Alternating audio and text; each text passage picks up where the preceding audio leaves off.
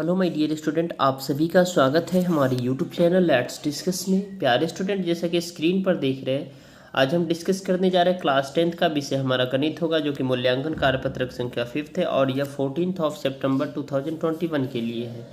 तो dear student, ये 10 अंक और इस कार्यपत्रक में 10 प्रश्न हैं, यानी 10 प्रश्न 10 नंबर के हैं। ठीक है, अब देखिए, इसे हमें समझना बहुत ही ज़रूरी है। ठीक है, अभिकथन कारण प्रश्न यानी 1 से 4 एक अभिकथन यानी ए और दूसरा कारण आर है। ठीक है, इन प्रश्नों के उत्तर का चयन करने में आपको ये A B C D option मदद करेगा तथा प्रत्येक प्रश्न का सही विकल्प को आपको गोले करने हैं। ठीक है, तो पहला होगा जब ए और आर दोनों सही होगा, यानी अभिकथन और कारण दोनों सही होगा, अभिकथन कारण की सही व्याख्या कर रहा होगा, तो आपका ऑप्शन नंबर ए करेक्ट हो जाएगा। दूसरा है अभिकथन और कारण दोनों सही है और अभिकथन कारण की व्याख्या नहीं कर रहा होगा, तो बी सही हो जाएगा। तीसरा है आपका अभिकथन सत्य होगा यानी सही होगा और कारण गलत होगा, तो सी ऑप्शन हो जाएगा। और चौथा है अभिकथन गलत होगा और कारण सही होगा, तो आपका डी ऑप्शन हो जाएगा। तो चलिए हम स्टार्ट करते हैं प्यारे स्टूडेंट।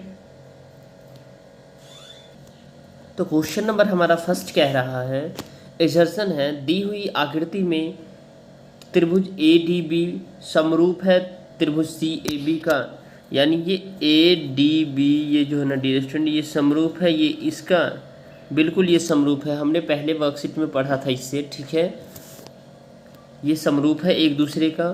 और रीजन है ए बी सी में त्रिभुज ए 90 डिग्री है और ए डी लंब है बी सी पर। यस, ए डी लंब है बी सी पर, ये तो है ही लंब है बी सी पर, और 90 डिग्री, ये तो 90 डिग्री का एंगल बना ही रहा है। ठीक है, तो ये भी सही है। ठीक है, लेकिन ये जो है ना डियर स्टूडेंट, ये इसका करेक्ट एक्सप्लेनेशन नहीं कर रहा, तो आपका ऑप्शन नंबर इसका बी हो जाएगा सही। राइट, आपका क्या हो जाएगा, ऑप्शन नंबर बी हो जाएगा। अब दी गई आकृति में X M upon plus upon में M Y equal to X N upon में एन एक्स है। ठीक है, तो आर जो है ना क्या है, रीजन है। ठीक है, जो कि एम भुजा एक्स वाई का मध्य बिंदु है। तो ये दोनों जो डियर स्टूडेंट, ये दोनों ये इसके क्या है, पैरेलल है। ठीक है, अब ये आर एम भुजा एक्स वाई का है, बिल्कुल एम भुजा जो है ना डियर स्टूडेंट, ये एक्स वाई का ही है, ये एम भुजा ये एक्स वाई का ही है, मध्य बिंदु है, बिल्कुल है।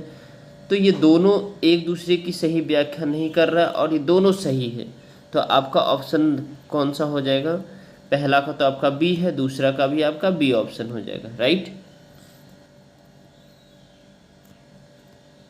पहला का आपका बी और दूसरा का आपका बी ऑप्शन हो जाएगा।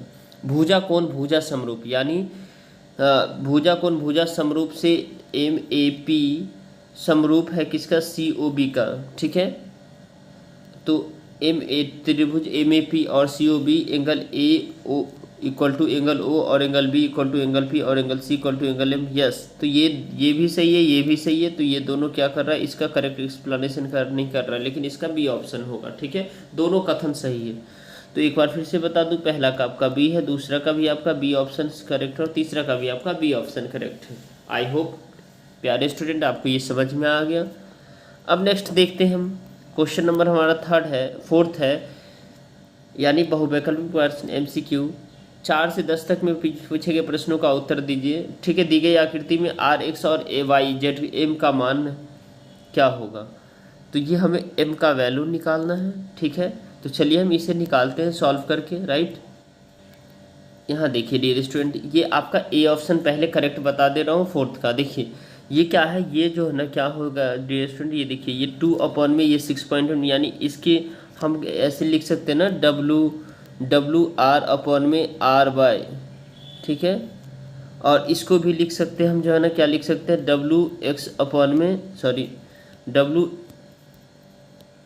अपॉन में क्या लिख सकते हैं, एक्स जेड। ठीक है, तो इसी ये क्योंकि ये दोनों क्या है, एक दूसरे के क्या है, मतलब ये एक दूसरे के पैरेलल है। ठीक है, और ये इसका बन जाता है, हम पाइथागोरस में पढ़ा है उसके थ्रू। ठीक है, तो देखिए, तो इसमें जो है ना 2 अपॉन में 6.4 और 1 अपॉन में 1.5 अपॉन में एम हो जाएगा। तो इसका जब क्रॉस मल्टीप्लाई करेंगे तो 6.4 इंटू 1.5, तो M equal to 6.4 into 1.5 upon में 2, तो m इक्वल टू 9.6, यानी इन दोनों को करेंगे तो 9.6 अपन में 2, तो ये 4.8 सेंटीमीटर हो जाएगा, यानी ऑप्शन नंबर ए आपका करेक्ट हो जाएगा, यानी फोर्थ का ऑप्शन नंबर ए करेक्ट हो जाएगा। ठीक है, देखिए ये फोर्थ का आपका ऑप्शन नंबर ए करेक्ट हो जाएगा। और हम फिफ्थ देखेंगे। ठीक है,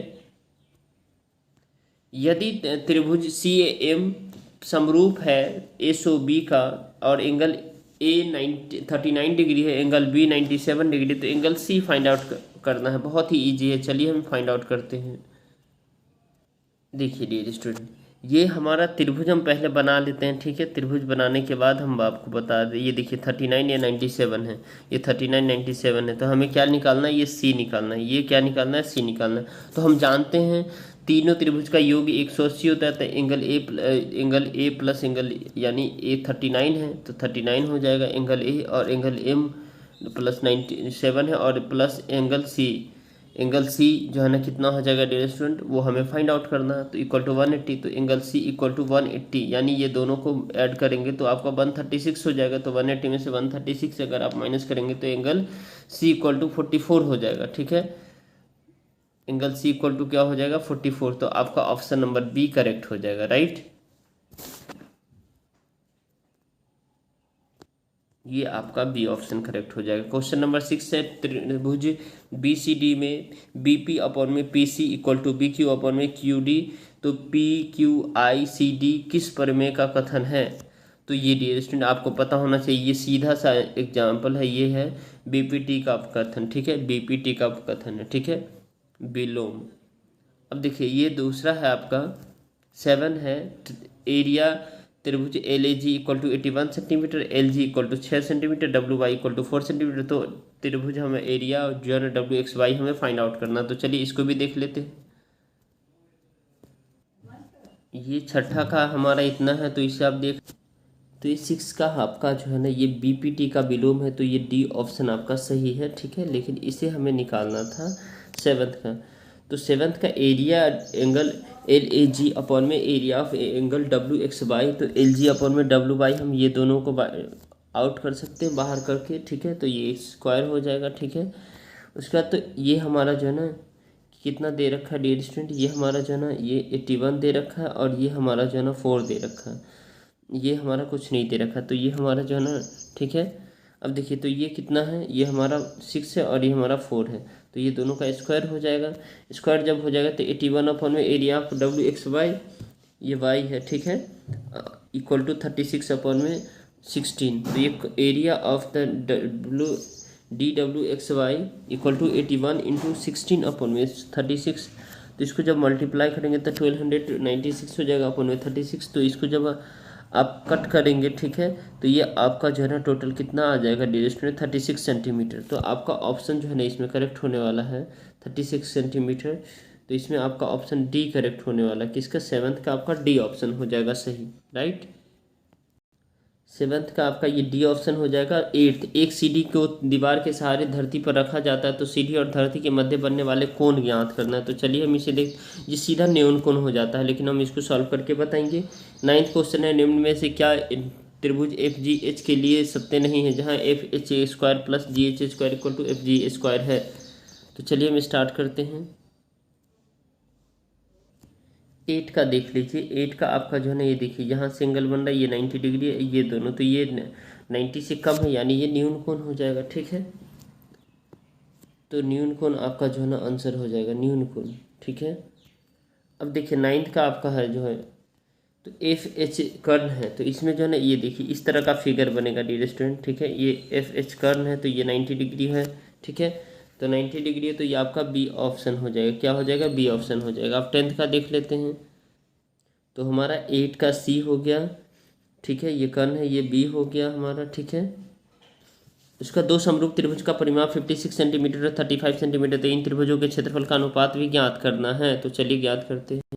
तो फर्स्ट त्रिभुज का जो है ना त्रिभुज का परिमाप सेकंड त्रिभुज का equal to A B upon में सी डी हो जाएगा। ठीक है, ए बी अपॉन में सी डी, तो ये 56 अपॉन में 36 है, तो इसको जब कट करेंगे तो ये 8 टाइम में कट होगा, ये 5 टाइम में कट होगा ए बी अपॉन में सी डी। तो इसको जब हम डियर स्टूडेंट फिर क्या करेंगे, ए बी अपॉन में C D equal to 8 upon में 5 हो जाएगा। ठीक है, तो एरिया ऑफ फर्स्ट त्रिभुज अपन में एरिया ऑफ सेकंड त्रिभुज तो ए बी अपन में सी डी का स्क्वायर, तो 8 अपन में 5 का स्क्वायर, ठीक है।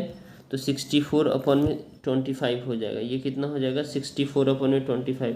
तो ये आपका करेक्ट हो जाएगा 64 अपन में 25। तो चलिए 64 अपन में 25 किस में, उसका ऑप्शन को करेक्ट करते हैं। डियर स्टूडेंट 64 अपन में 25 ये आपके ऑप्शन में नहीं है, ठीक है। यहाँ ऑप्शन में मिस्टेक है, ये सारे ऑप्शन गलत है, ठीक है। और एक बार आप टीचर से पूछिएगा, ठीक है। तो ये आपका सही होगा, जो सही होगा मैंने बता दिया, बाकी ऑप्शन सारे गलत है, ऑप्शन सही नहीं है। तो चलिए फिर मिलते हैं नेक्स्ट वर्कशीट में। आप इसे लाइक कर सकते हैं, हमारे चैनल पर नहीं तो चैनल को सब्सक्राइब कर सकते हैं और वीडियो को शेयर कर सकते हैं। Okay dear student, bye bye, take care, have a nice day.